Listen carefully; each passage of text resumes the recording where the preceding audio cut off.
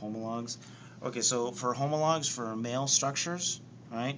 What we should see is we put this back right here, and we're going to notice that down here we're going to get to the labia. Okay, now the labia majora are gone on this portion of the model. We're dealing with the labia minora right here. Okay, so the minor lips right here. And what we should see is over here we have the clitoris. Okay, so we have the clitoris right here, and then we have erectile tissues associated with the labia minora as well. Okay, now the erectile tissues for the clitoris are homologous to the corpora cavernosa of the penis. Okay, so essentially really what this is really homologous to is the shaft of the penis. If we're dealing with the corpora cavernosa, then we're dealing with clitoris. If we switch to the labia minora, then we are actually dealing with spongy tissues, spongy erectile tissues.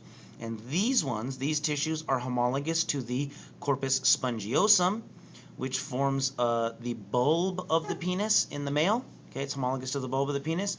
And the difference is in the female, the labia minora and the spongy tissues do not fuse along the midline like they do in the male. Okay, so this is actually homologous to the spongy tissues of the male, which would normally be surrounding the urethra in the male as it's passing all the way to the glans penis. Okay, if we look, there are a couple other things which you can see on the model just kind of for the bearings. As long as we're talking about homologous structures, you can see this was the rectum right here. You can see over here, this is the external anal sphincter muscle right here. So we're dealing with body wall homologs. Okay, so we associate external anal sphincter with the urogenital diaphragm, which is part of the external body wall structures. And if we're doing external body wall structures, then we're going to go to, for the abdomen, the externalmost layer is the external abdominal oblique, which essentially you can say is homologous to the external anal sphincter. A couple other things you can see, as you can see, this is the urinary bladder right here.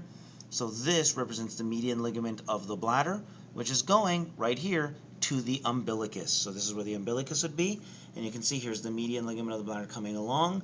And if this were still a fetus, then what would be transmitted inside of here would be the urachus along with the umbilical arteries. And you can barely start to see coming inside right here, what should have been coming back from the umbilicus would be the umbilical vein, okay? And that would be in a fetus. If this were an adult, then the urachus would no longer be patent, the umbilical arteries would no longer be patent, and what would be traveling inside of this ligament going to the umbilicus would not be the urachus, but would just be the round ligaments of the bladder, which were the remnants of the umbilical arteries.